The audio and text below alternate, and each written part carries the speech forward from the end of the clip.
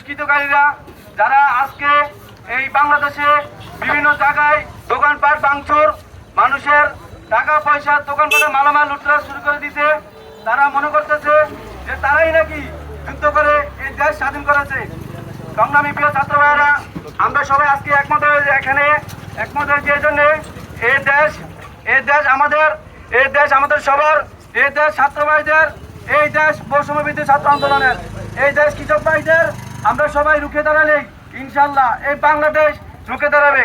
তাই সবাই একতাবদ্ধ হয়ে এই দেশের জন্য কাজ করব, এই জাতির জন্য কাজ করব। আমাদের দেশ